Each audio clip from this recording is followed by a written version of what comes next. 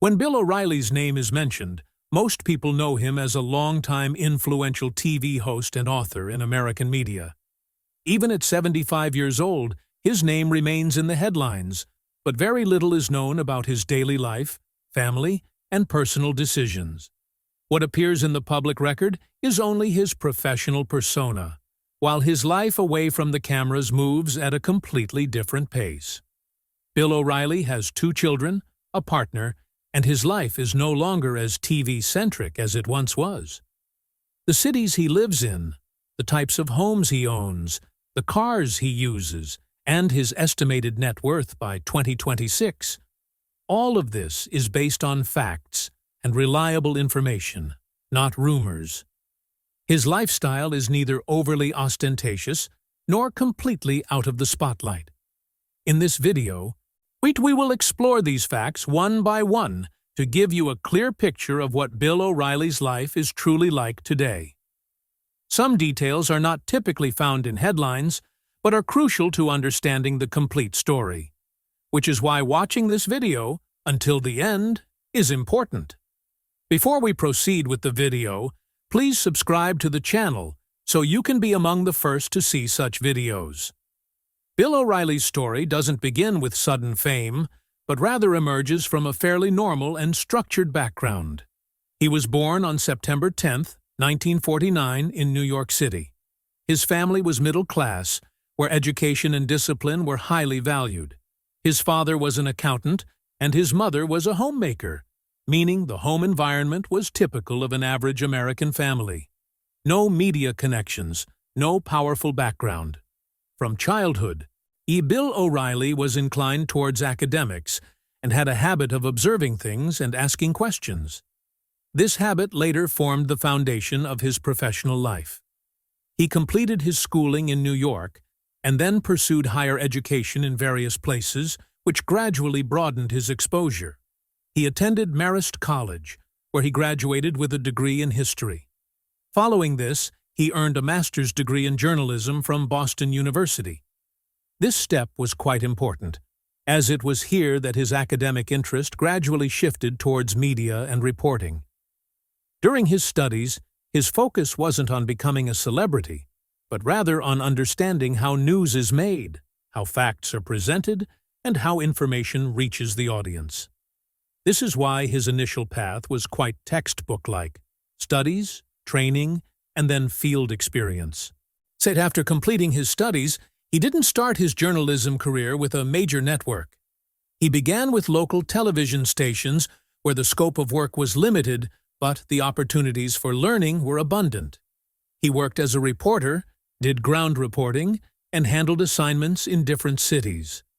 During this phase, he didn't gain national recognition or any major spotlight, but it was here that he understood the true meaning of newsroom discipline, deadline pressure, and live reporting. This was the time when his work style began to take shape: straightforward, structured, and fact-based. Gradually, his experience grew, and he started getting opportunities to work with larger networks. He worked with established networks like CBS News and ABC News. Here, his role wasn't limited to just reading the news.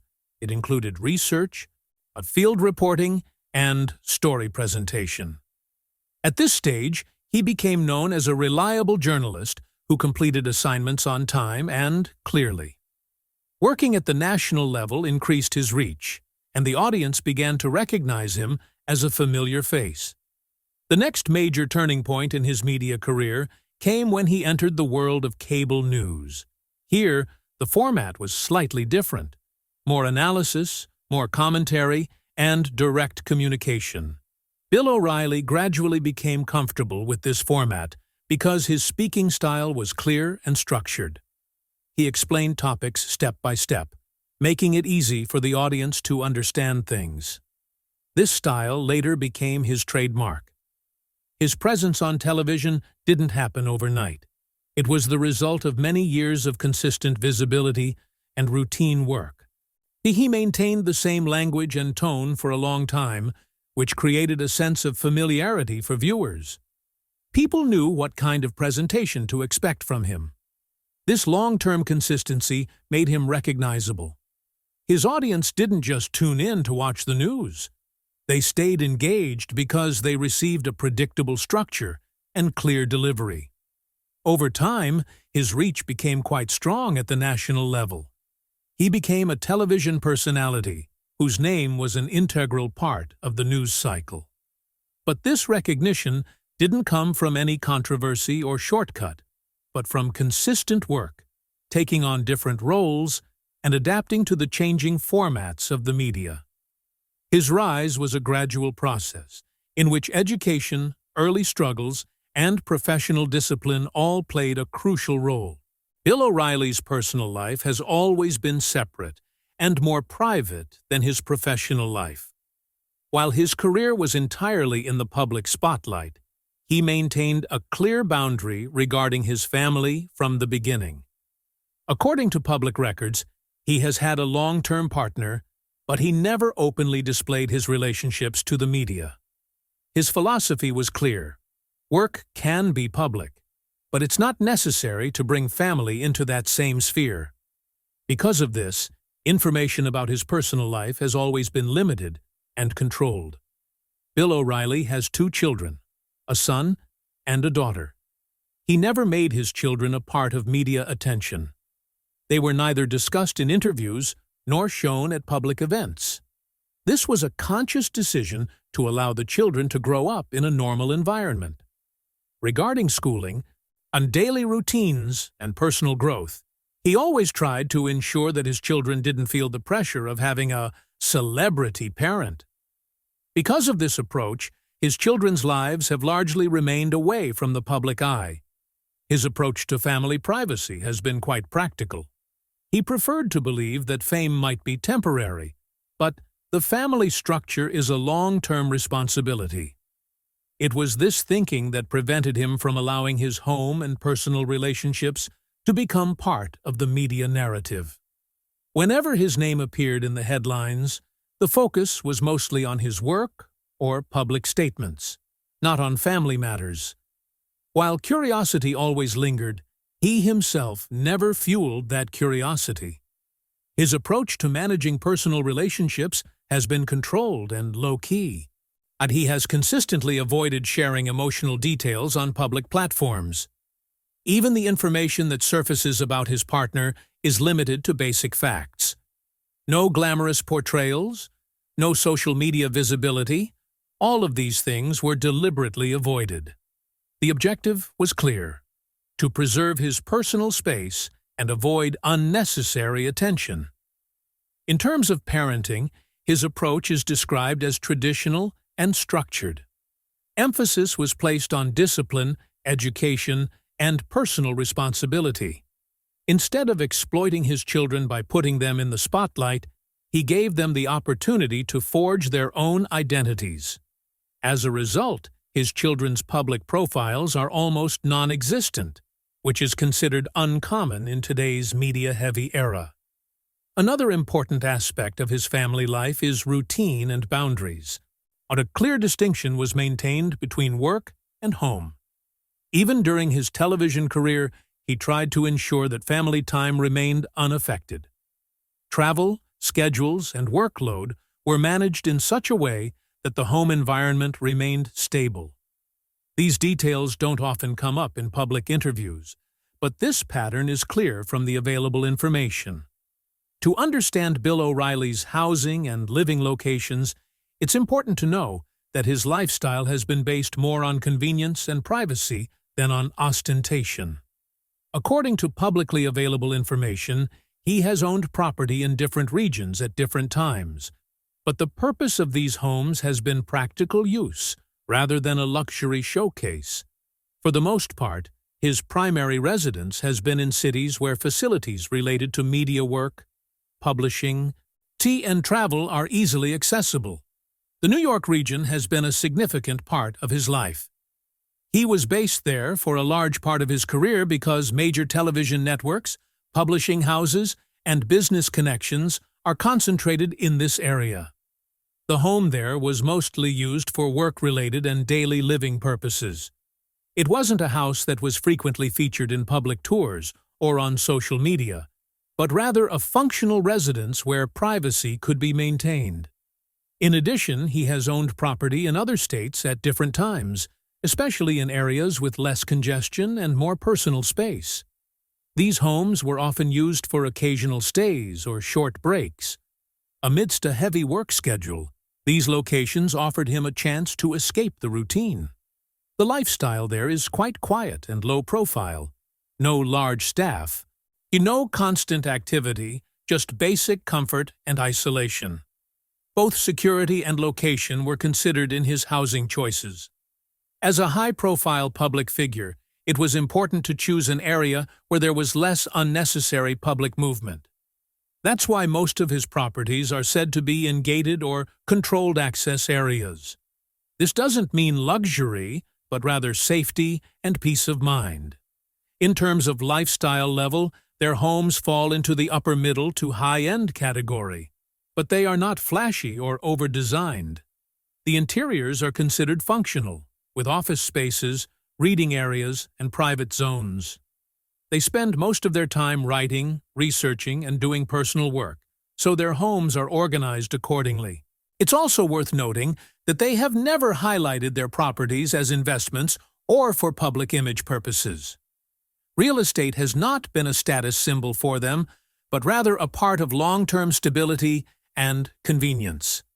This is why housing details rarely make public headlines.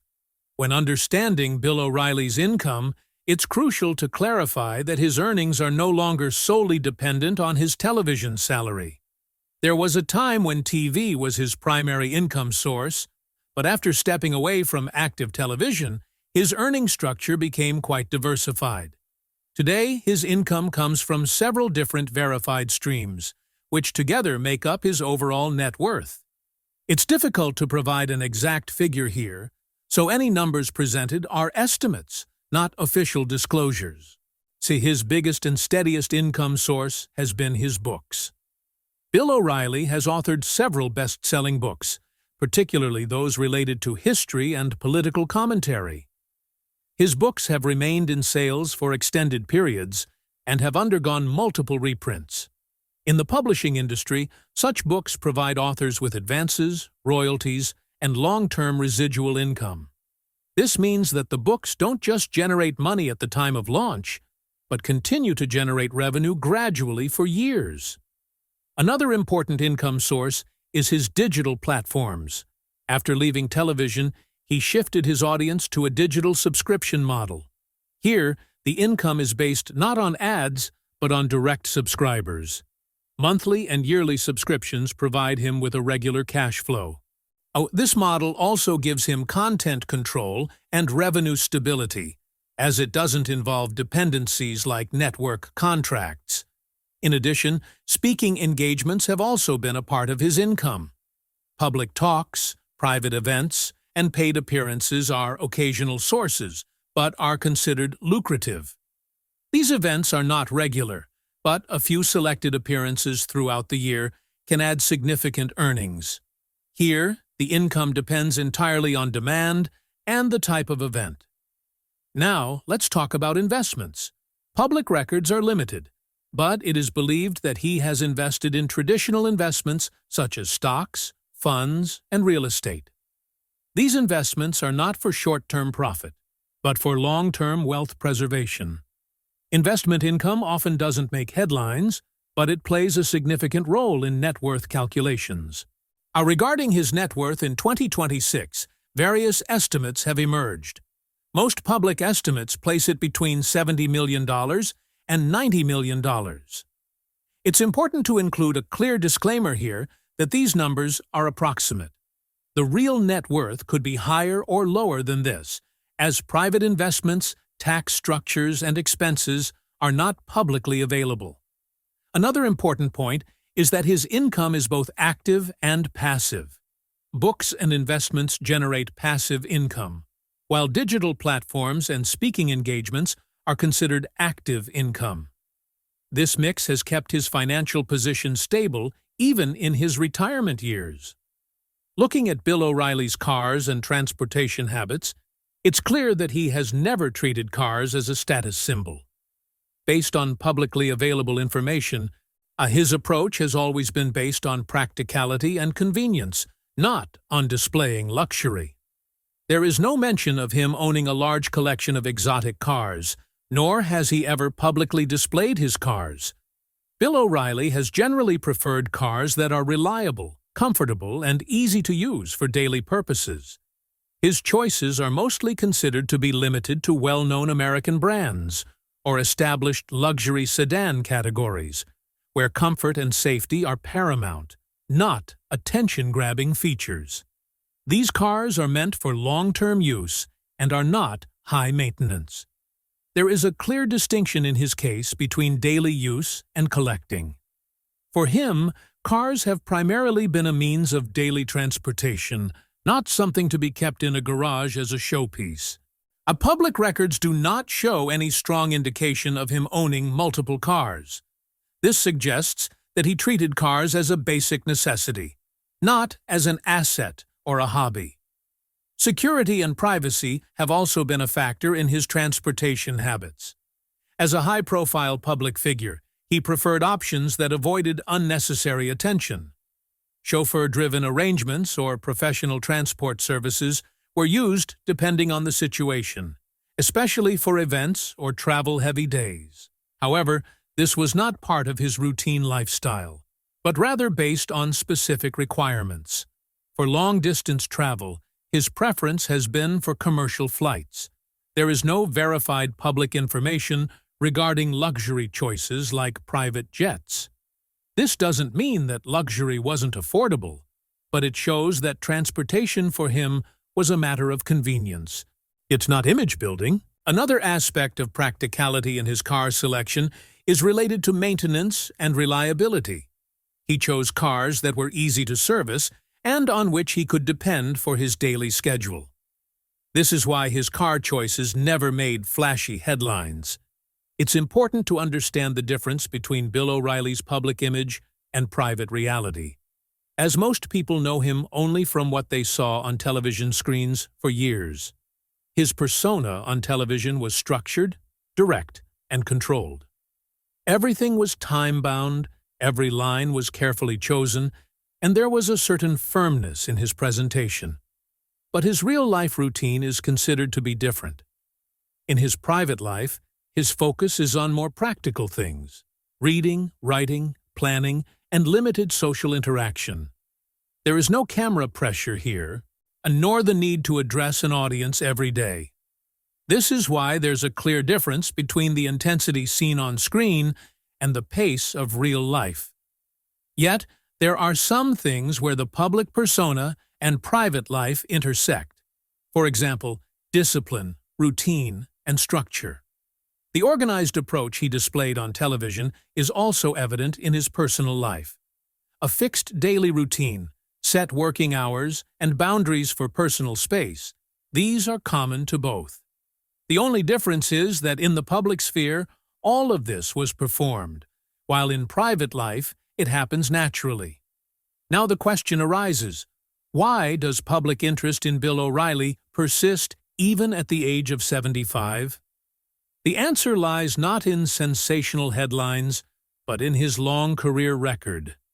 He worked in the same field for decades, played various roles, and reached a large audience.